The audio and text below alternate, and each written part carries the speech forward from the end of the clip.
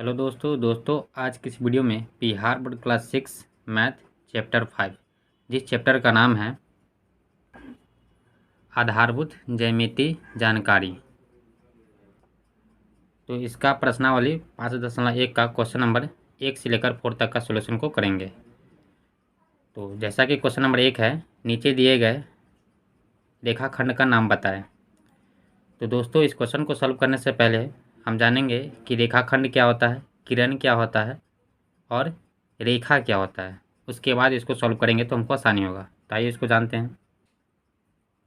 सबसे पहले जानेंगे रेखाखंड क्या होता है। रेखाखंड, इसको इंग्लिश में बोलते हैं लाइन सेगमेंट। तो देखिए क्या लिखा है, रेखा का वह भाग जिसके दो अंत बिंदु होते हैं वह रेखाखंड कहलाते हैं। रेखाखंड किसे कहेंगे? तो रेखा का वह भाग जिसके दो अंत बिंदु होते हैं उसे हम रेखाखंड कहते हैं। जैसे यहाँ पे देखिए, यहाँ से लेकर यहाँ तक एक हम लाइन को खींच दिए। तो ये जो है क्या बोला है कि रेखा का वह भाग जिसके दो अंत बिंदु होते हैं, यहाँ इसको हम ए लिख देंगे या इसको हम बी लिख देंगे। तो देखिए, तो इसका जो लंबाई होता है या आकार होता है वो निश्चित होता है। इसको हम ना इधर बढ़ा सकते हैं ना इधर बढ़ा सकते हैं। रेखाखंड हमेशा फिक्स होता है। इसका आकार क्या होता है? निश्चित होता है। ए बिंदु से निकला और बी पर जाके समाप्त हो गया, ना इधर बढ़ेगा और ना इधर बढ़ेगा। तो ये आपका क्या है? रेखाखंड है। अगर इसको हम दर्शाने की बात करें तो रेखाखंड को इस प्रकार दर्शाते हैं हम, ए बी। ये देखिए इस रेखाखंड का नाम क्या है? ए बी है। ए बी लिख दी और इसको हम ऊपर से एक रेखा खींच देंगे। ये रेखाखंड को हम इस प्रकार दर्शाते हैं। तो हमको इसमें क्या याद रखना है कि रेखा का वह भाग जिसका दो अंत बिंदु होता है, एक बिंदु से स्टार्ट होता है, एक बिंदु पे जाके अंत हो जाता है, और इसका आकार जो होता है वो निश्चित होता है। इसको हम ना दाएं तरफ बढ़ा सकते हैं ना बाएं तरफ बढ़ा सकते हैं, वो हमारा रेखाखंड होता है। उसके बाद जानेंगे किरण। किरण क्या होता है? किरण को इंग्लिश में रे बोलते हैं। ऐसी रेखा जिसका एक सिंह स्थिर हो और दूसरा अनंत तक जाता है किरण कहलाता है। जैसे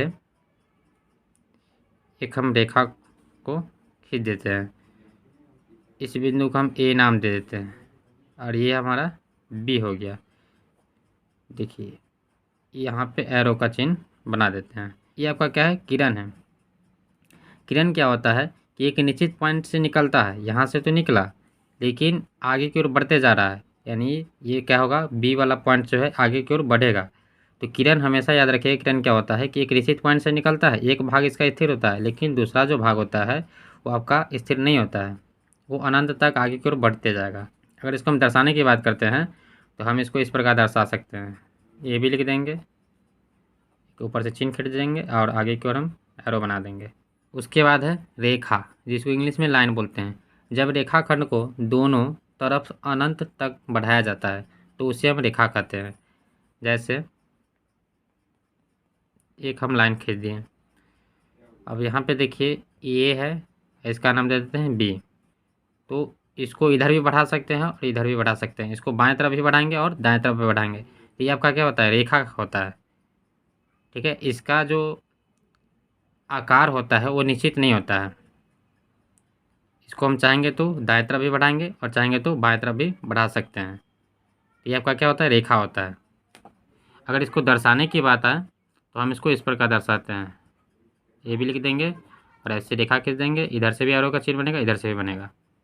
ये आपका रेखा का सिंबल हो गया, ये आपका किरण का हो गया और ये आपका रेखा खंड हो गया। तो उम्मीद है कि आपको समझ में आ गया है। अब हम इसका प्रश्नावली सॉल्व करेंगे। क्वेश्चन नंबर 1 है, नीचे दिए गए रेखाखंड का नाम बताएं। आपका ये रेखाखंड ए बी दिया हुआ है, इसका हमको नाम बताना है। तो इसको हम ए बी लिख देंगे और ऊपर से इस तरह चिन्ह को खींच देंगे, इसका नाम हो गया।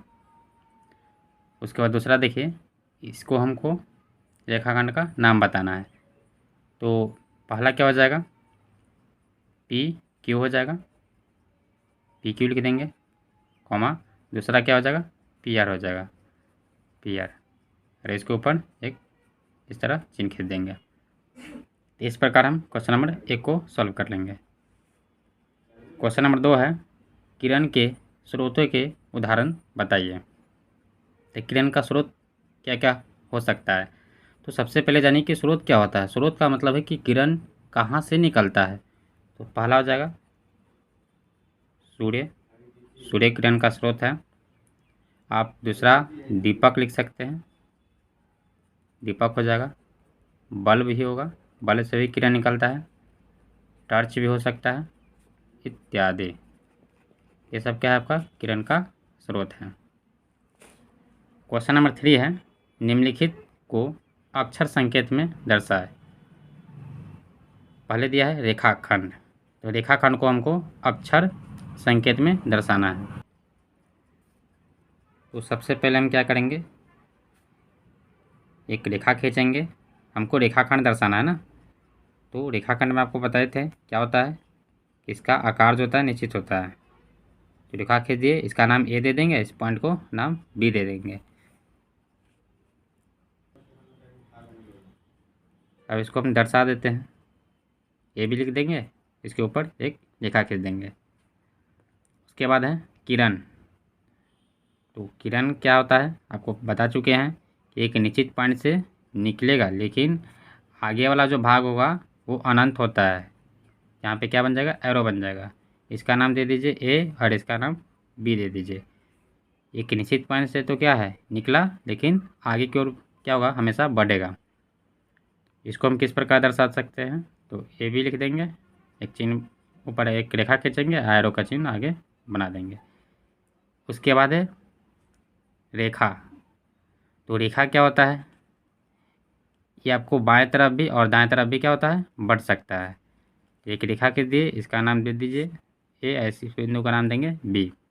अब देखिए ये आपका बाएं वाला भाग भी एरो बनेगा और ये दाएं वाला भाग की तरफ भी एरो का चिन्ह बनेगा। कहने का मतलब क्या है कि ये बाएं तरफ भी बढ़ सकता है और ये दाएं तरफ भी बढ़ सकता है। अगर इसको हम दर्शाने की बात करते हैं तो ये भी लिख दीजिए, ऊपर एक रेखा बनाए खींचिए और इधर भी एरो का चिन्ह बनाइए और इधर भी। इस प्रकार हम इसको सॉल्व कर देंगे। क्वेश्चन नंबर 4 है, बिंदु P और Q की स्थिति बताइए कि ये किस भाग में है। ये यहाँ पे पिक्चर दिया हुआ है, इस पिक्चर में हमको बताना है कि बिंदु P जो है किस भाग में है और Q किस भाग में है। तो यहाँ पे देखिए P जो है कहाँ है, अंदर है, और Q कहाँ है, बाहर है। तो बिंदु P की स्थिति क्या हो जाएगा, बिंदु P अंदर है और Q बाहर है। तो हम लिखेंगे बिंदु P वक्र के अंदर है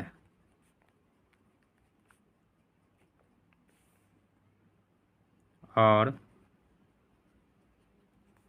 बिंदु Q वक्र के बाहर है। तो दोस्तों इस प्रकार हम क्वेश्चन नंबर 4 को भी सॉल्व कर लिए। अगर मेरा वीडियो अच्छा लगता है तो मेरे वीडियो को लाइक करें, मेरे चैनल को सब्सक्राइब करें। धन्यवाद।